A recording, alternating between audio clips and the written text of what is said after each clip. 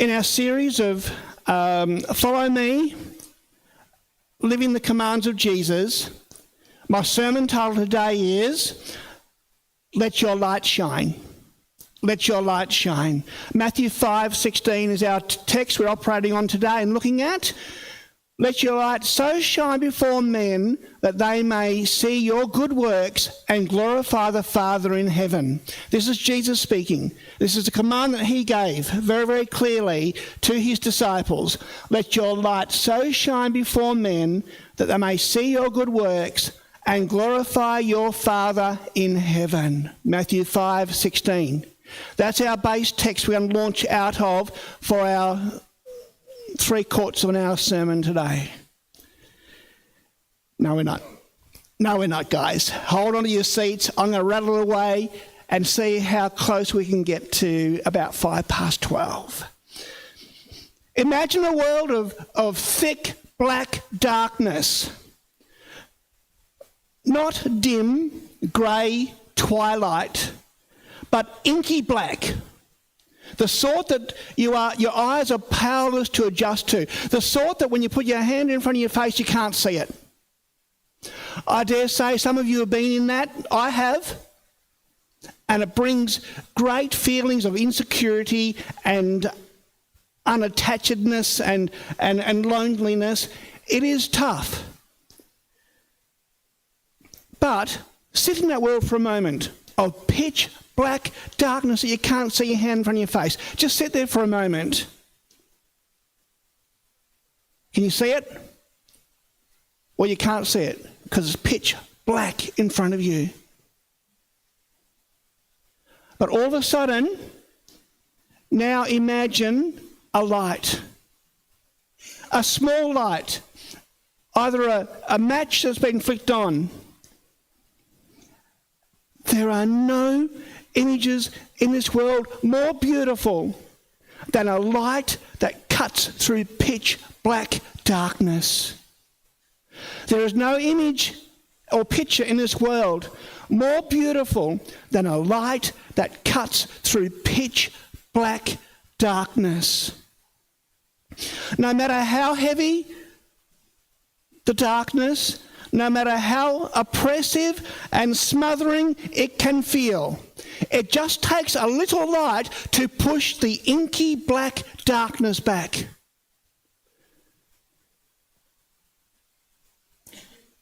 Look at the news.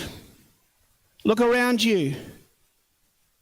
It's coming in very, very quickly if you watch the world news and see the changes going on in the political world that are just making Revelation jump up and say, here we are. The world is in darkness. And God wants you, church member, he wants me to be one of the lights that pushes that darkness back. Whatever that darkness may take in your world, whatever's going on in your life, in your circle of influence, there is darkness there. And God wants you to be the light that pushes that darkness back. He wants you to stand up and to push it back, not to sit there and take no notice of it. There are 2 points here from this passage. I wanted to read it again, but I'll leave it as read. You might want to go through it again while it's on the screen there. There are 2 points I want to make this morning. One is, letting our light shine is unavoidable. Committing to Jesus, when you say yes to Jesus, you're committing to a life that stands in stark contrast to the dominant cultures and values of the world around us. When we make the decision to turn the other cheek in confrontations, when we say and take the words of Jesus, love and pray for those who harm us. When we live by every word that proceeds from the mouth of God, we're going to live lives that are unmistakably different, because as I preached 3 weeks ago, we're living heaven's kingdom values now on earth. If we love God with all our hearts, we must shine our light. My point number 2, So first one, shining our light is unavoidable. 2, letting our light shine is not about us. All too often we think it's my light, it's my effort, it's my life, it's my work. It isn't even our light that we're called to shine. When we sing that song, "This is the light of mine," it isn't even our light that we're called to shine. The real purpose of light is not to be seen. And yet sometimes we think it's that. It's all about me. And we think I am the light, the church is the light. No, the purpose of the light is to help others see. That's the reason you and I exist as the light of the world. As the light Jesus calls us to, is to help others see. It's not about you. It's not about me. It's about them. It's about those who you are with, those who are struggling in darkness. You are the light to help them see.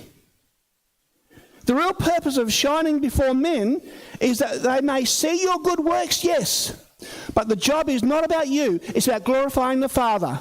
And Jesus set the example of that when he was on earth. His whole life, he glorified, he did the works of the Father. And yours and my role is to do the works of the Father today. Because it's all about him. Glorifying him. Shining the light on him, not us. Will I see your good works? Yes, they will. But you don't have to write it up on the blackboard for them to see it. Will I see your good works? Will I see your kindness and dependability? Will I see your unwavering dedication to godly principles and morals? Will I see your commitment to doing good to others? Your patience when you're annoyed? Will I see your gentleness with all people? Will I see your courage to be different when those around you are doing wrong? Yes, they will. That's the light you and I are called to live.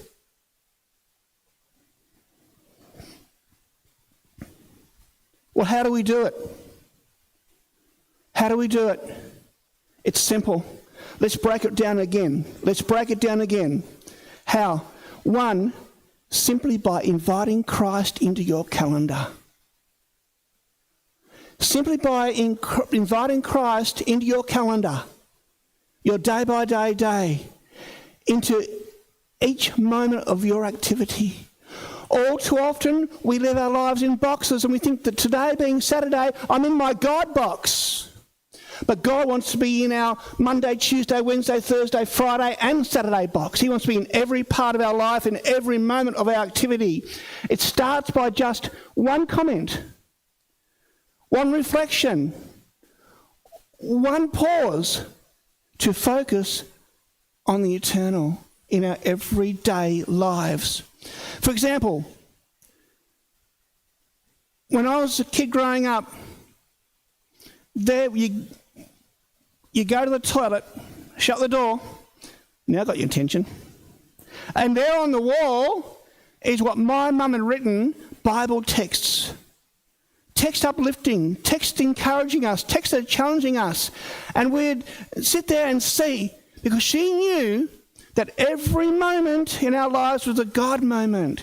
Brushing my teeth. I'd go into the bathroom, brush the teeth, look in the mirror, and there on the mirror was another Bible text, a short Bible quote. I'd go into her bedroom to say good morning to her or whatever, and there over her bedside table, there over her desk beside where her bed was, were all Bible texts. And it was a privilege for me the week that she passed away, when I was cleaning up her gear, to gather those texts. I've got them at home and I go over those myself even now. Because brushing your teeth, whatever we're doing during the day, I'm just using it as an example, I haven't got time to unwind this too much, but every moment of our life can be God moments where we spend it with God and others see that. Me, a young kid, 15, 16 years of age, I saw what Mum was doing. Today, it could be different for you and I. It could be the steering wheel of your car. It could be the covers on your phone. It could be on your computer screens for others to see. But the life you live is not all about Saturday. It's about bringing God in your ordinary, everyday moments of our lives.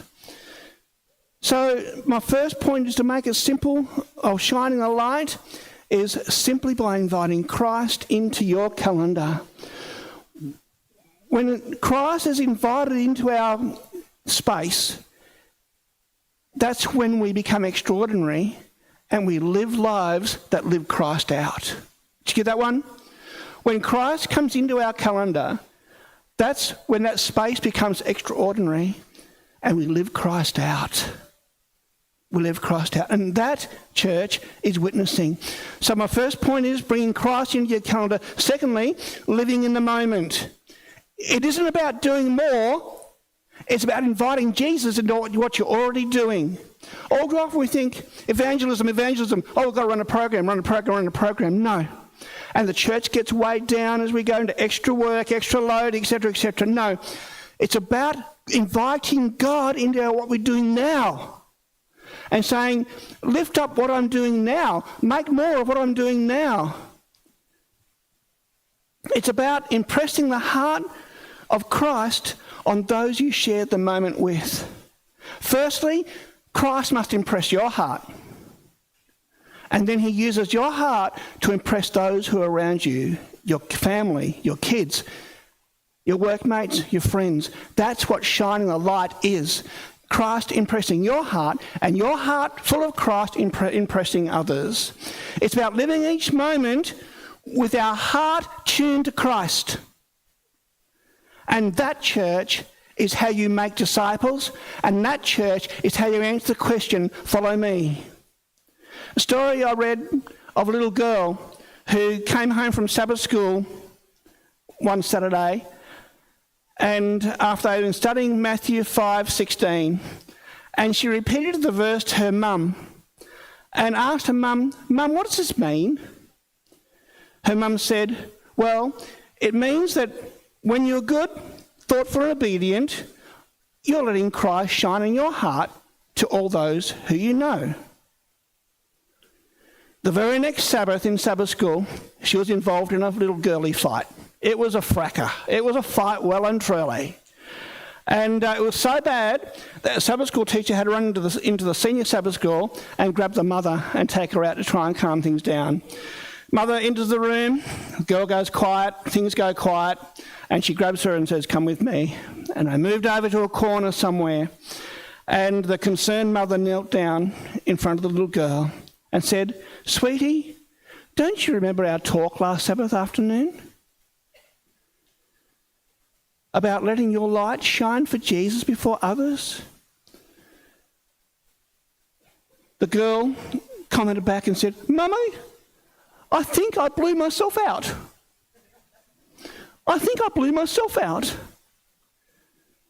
Church, as a result of my sermon this morning and thinking what are the thoughts I've been sharing with you, do you ever blow yourself out? Do you ever blow yourself out? Ephesians 5:15. Ephesians 5:15. See then that you walk circumspectly, not as fools, but as wise. I want to take you now to what Eugene Peterson says in his Message translation of this. And in context, verses 14-15, he says, wake up from your sleep. Climb out of your coffins. Christ will show you the light. So watch your step. Use your head. Make the most of every chance you get. I like that. It's in the Message translation. Read it this afternoon when you get a chance. It's really challenging. I liked it when it said, climb out of your coffins. Yeah.